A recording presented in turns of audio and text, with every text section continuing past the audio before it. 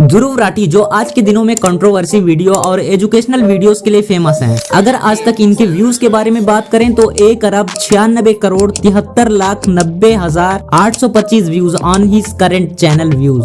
आइए आपको बताते हैं। बात 2011 की है, जब अन्ना हजारे की हड़ताल ने पूरे देश के भ्रष्टाचार के खिलाफ एक मूवमेंट शुरू करी। इस प्रोटेस्ट को मीडिया में बहुत कवरेज मिली, देश भर से लोग इसी प्रोटेस्ट में जुड़ने लगे एंड इन तक कांग्रेस की गवर्नमेंट को इस प्रोटेस्ट के आगे झुकना पड़ा। यहीं से करोड़ों इंडियंस के मन में ये भाव आया कि एक आम आदमी की आवाज भी एक बहुत बड़ा बदलाव ला सकती है। इन्हीं करोड़ों इंडियंस में से एक नौजवान ध्रुव राठी भी था। जर्मनी में पढ़ाई कर रहे ध्रुव ने इस प्रोटेस्ट की न्यूज को फॉलो करना शुरू करा तो ये एंटी करप्शन भाव इनके मन में भी आया। उन्होंने अपनी क्यूरियोसिटी को फॉलो करना शुरू करा और जल्द ही वो पॉलिटिक्स के रैपिड होल में घुसने लगे। ज्यादा से ज्यादा डाटा जब सामने आया तो पॉलिटिक्स की कॉम्प्लेक्सिटीज भी उन्हें समझ आने लगी और यहीं से उनका इंटरेस्ट इंडिया की पॉलिटिक्स में बढ़ना शुरू हुआ। ये इंटरेस्ट तब और ज्यादा बढ़ गया जब 3 साल बाद 2014 में मोदी की गवर्नमेंट आई। बट वेट, ये वीडियो किसी भी पॉलिटिक्स के रिलेटेड नहीं है, बल्कि ये वीडियो ध्रुव राठी की कहानी है। This respect of a fact, हमारे ओपिनियंस ध्रुव राठी से मिलते हैं या नहीं। एक बात तो कही जा सकती है कि ध्रुव राठी का यूट्यूब चैनल हमारे देश के नंबर 1 इंफॉर्मेटिव चैनल में से एक है और इसीलिए आज की इस वीडियो में ध्रुव राठी के बारे में और बेहतर ढंग से जानने की कोशिश करेंगे।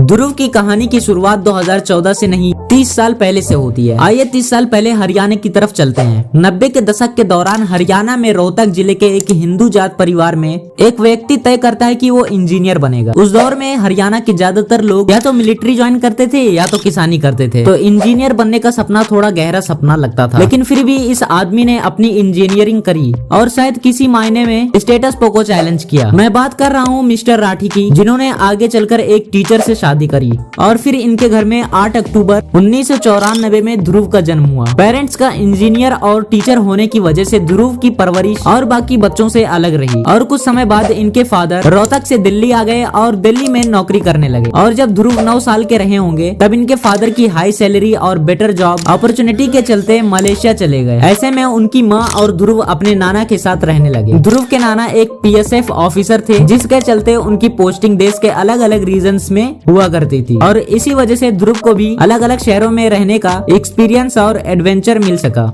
और जब ध्रुव राठी 12 स्टैंडर्ड में थे तो उन्होंने 85% लाकर अपनी स्कूलिंग पूरी करी और अब उनके सामने डिसीजन था कि अब वो कौन से कॉलेज जाएंगे। उन्होंने देश के हर तीसरे यूथ की तरह इंजीनियरिंग की सोची थी, पर वो इंडिया के Tier 3 कॉलेज से इंजीनियरिंग नहीं करना चाहते थे। तब उनके सामने एक ऑप्शन आया कि वो देश के बाहर जाके पढ़ाई करेंगे और इसीलिए उन्होंने जर्मनी को सेलेक्ट किया। अब आप लोग सोच रहे होंगे आखिर जर्मनी ही क्यों, इतने सारे देश हैं वहाँ क्यों नहीं? तो इसके पीछे का रीजन है, जर्मनी में कॉलेज की ट्यूशन फीस दूसरे डेवलप नेशंस के मुकाबले काफी कम होती है, इसलिए ध्रुव ने जर्मनी को सेलेक्ट करा। मैकेनिकल इंजीनियरिंग की पढ़ाई चल रही थी कि तभी इंडिया में अन्ना हजारे के किए गए प्रोटेस्ट हुए और ध्रुव का पॉलिटिक्स में इंटरेस्ट जगने लगा। ध्रुव ने अगले कुछ साल politics, policies, media, important events को स्टडी करना शुरू करा। फिर 2014 में आते हैं, यहाँ पे कांग्रेस गवर्नमेंट हटकर अब सत्ता में बीजेपी गवर्नमेंट आती है। नरेंद्र मोदी प्राइम मिनिस्टर बनते हैं और अगर आपको याद हो तो ये हमारे देश के लिए बहुत इंटरेस्टिंग दौर में था। इस समय में हर कोई पॉलिटिक्स में इंटरेस्ट लेने लग गया था और यहीं से पॉलिटिकल अवेयरनेस लोगों में बढ़ने शुरू हो गई थी। शायद PM मोदी का लार्जर देन लाइफ कैरेक्टर रहा हो। अगले 2 साल जहाँ ध्रुव की पोस्ट ग्रेजुएशन की पढ़ाई खत्म होने को आ रही थी, वहीं दूसरी तरफ वो पॉलिटिक्स में खास इंटरेस्ट लेने लग गए थे और फिर फाइनली उन्होंने अपनी पॉलिटिक्स को स्टडी करने की हॉबी पर और ज्यादा ध्यान देना शुरू कर दिया। यहीं से हमारे देश में कई मायनों में मिस इन्फॉर्मेशन का काल शुरू हो गया था। सोशल मीडिया और न्यूज पर तरह तरह के न्यूज आने लग गए थे, जिनका कई बार कोई सर पैर नहीं होता था। ऐसे में ध्रुव इस मिस इन्फॉर्मेशन से बहुत परेशान रहते थे, तो उन्होंने खुद मिस इन्फॉर्मेशन को एंड करने की इंटेंशन से यूट्यूब पर वीडियो बनाना शुरू करा। सितंबर 2016 में उन्होंने अपनी पहली यूट्यूब वीडियो बनाई, जहाँ पर वो IT सेल और प्रोपेगेंडा को डिबंक कर रहे थे। उनके इस वीडियो को अपलोड करने के